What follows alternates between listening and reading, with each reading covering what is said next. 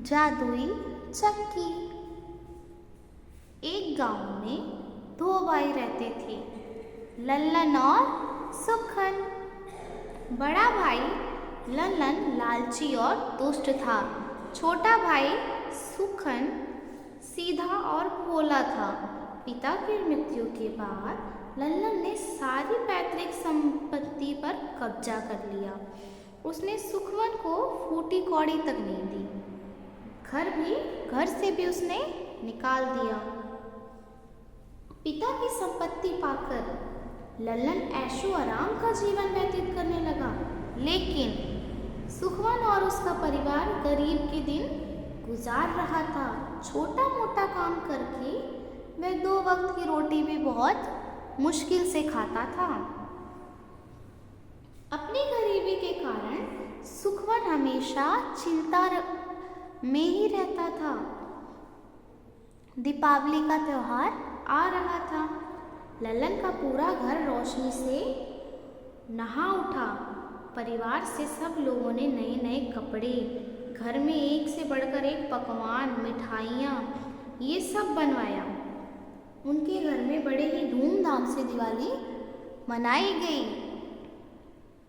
मन मानकर सुखवन लल्लन के घर गया और अपने घर का हाल बताकर कुछ पैसे उधार मांगे, लेकिन लल्लन ने उसकी मदद करने से इनकार कर दिया और उसे वहाँ से भगा दिया। दुखी मन से सुखवन अपने घर को लौट आया। वह समझ नहीं पा रहा था कि अपने बच्चों की भूख मिटाने के लिए वो पैसे का इंतजाम करे तो कहाँ से करे। तभी उसे रास्ते में एक किनारे पर एक बूढ़ी अम्मा दिखाई दी। उसके पास एक लकड़ी का गट्ठर पड़ा हुआ था। सुखवन ने सोचा कि यदि बूढ़ी अम्मा की मदद कर दूं तो शायद वो मुझे कुछ पैसे दे दे। वह बूढ़ी अम्मा के पास गया और बोला, अम्मा, क्या मैं लकड़ी का गट्ठर आपके घर तक पहुंचा दूं? इसके बदले आप मुझे कुछ पैसे दे देना। मुझे पैसों की बहुत ज़रूरत है, कोई और काम भी नहीं है। मैं वो भी कर दूंगा। बूढ़ी अम्मा मान गई और सुखवन ने लकड़ी का गट्ठर उनके घर तक पहुंचाया। बदले में बूढ़ी अम्मा ने उसे पैसे दिए, लेकिन पैसे इतने नहीं थे कि वह अपने परिवार के लिए भोजन का प्रबंधन कर सके। सुखवन अब भी उदास और चिंतित था। उसे दुखी देखकर बूढ़ी अम्मा ने पूछा, क्या बात है बेटा, तुम क्यों इतना दुखी हो? सुखवन ने अपनी गरीबी की पूरी बात बता दी। उसकी बात सुनकर बूढ़ी अम्मा अपने घर में से 3 मीठी रोटियां लेकर आई और सुखवन को देखकर बोली, ये मीठी रोटियां लेकर जंगल के पार जाओ, वहाँ तुम्हें 3 आलू बुखारे के पेड़ दिखेंगे। उनके सामने एक छोटा सा घर है जिसमें 3 बौने रहते हैं। उन्हें मीठी रोटियां बहुत पसंद है। वे तुम्हारे हाथ में ये रोटी देखकर आएंगे और ज़रूर तुमसे मांगेंगे। तुम इन रोटियों के बदले उनसे एक पत्थर की चक्की मांग लेना। उस चक्की के मिलते ही तुम्हारे दिन बदल जाएंगे। सुखवन ने बूढ़ी अम्मा का धन्यवाद किया और मीठी रोटी जंगल में लेकर गया, लेकिन जंगल पार करने के बाद उसे 3 आलू बुखारे के पेड़ दिखाई पड़े। उसके सामने एक छोटा सा घर था। सुखवन घर के पास गया, उसका दरवाजा खटखटाया, लेकिन दरवाजा नहीं खुला। 2-3 बार खटखटाने पर भी जब दरवाजा नहीं खुला तो सुखवन ने दरवाजे को ढकेल कर देखा। दरवाजा खुल गया। वह घर के अंदर घुस गया। घर के अंदर उसे 3 बौने की 3 छोटी कुर्सियों पर बैठकर बातें करते हुए देखा। जब बौने की नज़र सुखवन पर पड़ी तो उन लोगों को गुस्सा आ गया और बोले, कौन हो तुम जो बिना अनुमति के हमारे घर के अंदर घुसे चले जा रहे हो? सुखवन मीठी रोटियां दिखाते हुए बोला, मैं आप लोगों के लिए मीठी रोटियां लेकर आया हूँ। मीठी रोटियां देखकर बौनों का गुस्सा छूमंतर हो गया।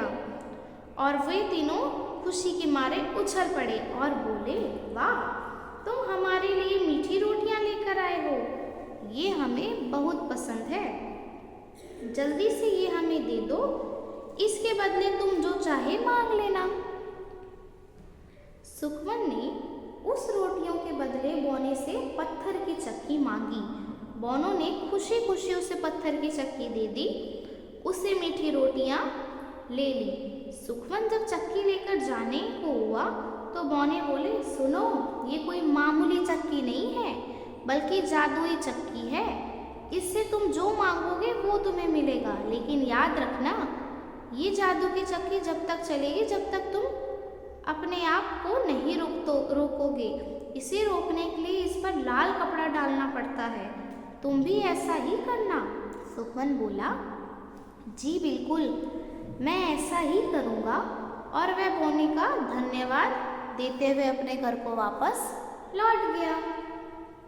घर पहुंचकर उसने देखा कि उसके बच्चे भूख से बिलख रहे हैं और पत्नी उदास बैठी है। उसने अपनी पत्नी को पूरी घटना बताई।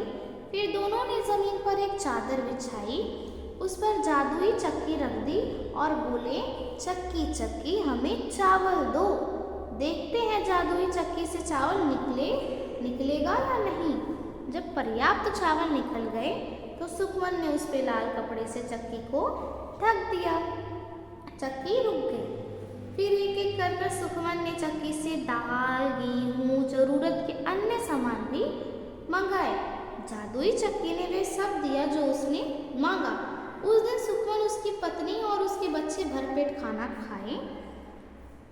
अब सुखमन जादुई चक्की से ढेर सारा अनाज मांगता और बाजार में जाकर बेच देता। धीरे धीरे उसकी आर्थिक स्थिति सुधरने लगी। अब उसके परिवार को किसी चीज की कोई कमी नहीं रही। उसने गांव में आलीशान घर बनवा लिया। उसने पैसा जमा कर अपने व्यवसाय भी शुरू कर दिया। जादुई चक्की के कारण सचमुच उसके दिन बदल गए। जब उसकी समृद्धि की चर्चा उसके बड़े बड़े भाई लल्लन तक पहुंची तो वह जल उठा और वह सोचने लगा कि कुछ ही समय में पहले जिसको खाने के लिए भी कुछ नहीं पड़ता, वो अचानक से इतना धनवान, इतना अमीर कैसे हो जाएगा। अवश्य कोई ना कोई राज तो जरूर है। उसने राज का पता लगाने का निश्चय किया। एक शाम को सुखमन के घर के पास से गुजर रहा था तो वो छुपकर खिड़की के अंदर झांकने लगा। उसने देखा कि सुखमन एक चक्की के सामने बैठा है और कह रहा है, चक्की चक्की मुझे चावल दो। देखते ही देखते चक्की से चावल निकलने लगा। लल्लन को समझते देर नहीं लगी। सुखमन की समृद्धि के पीछे वह चक्की क्या हाथ है।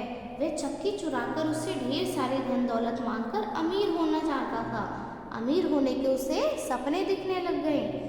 रात होकर लल्लन फिर से सुखमन के घर गया। उस समय तक सुखमन और उसके परिवार सो गए थे। खिड़की के रास्ते घर में घुसकर वे जादुई चक्की को चुराकर अपने घर ले आया। घर आकर वे अपनी पत्नी से बोला, जल्दी से सामान बांध लो, बच्चों को साथ ले लो, हम अभी इस गांव से जा रहे हैं इसी समय। पत्नी को कुछ समझ नहीं आया। पत्नी ने पूछा, बताओगे बात क्या है, हम क्यों गांव छोड़कर जा रहे हैं? सारी बात मैं तुम्हें बता दूंगा, अभी सामान बांधो और जल्दी चलो, लल्लन बोला। पत्नी ने वैसे ही किया। चक्की लेकर अपने पत्नी के साथ, बच्चों के साथ वह गांव छोड़कर निकल पड़ा।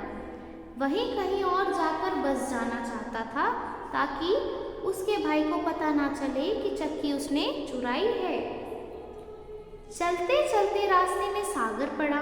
उन्होंने एक नाविका से उसकी नौविका खरीद ली और उसमें बैठकर सागर पार करने लगा। अब तक शांत उसकी पत्नी से रहा नहीं गया।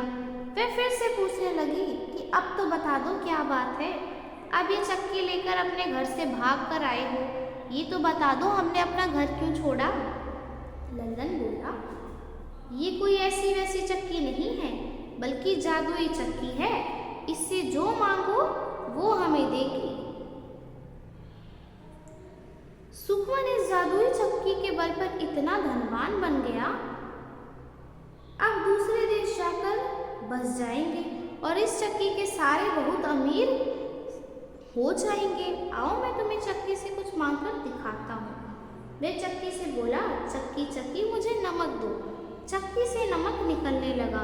उसकी पत्नी की आंखें फटी की फटी रह गई। चक्की से नमक निकलता जा रहा था। वह लल्लन से बोली, अब इसे बंद भी कर दो। लेकिन लल्लन को बंद करने का तरीका नहीं पता था।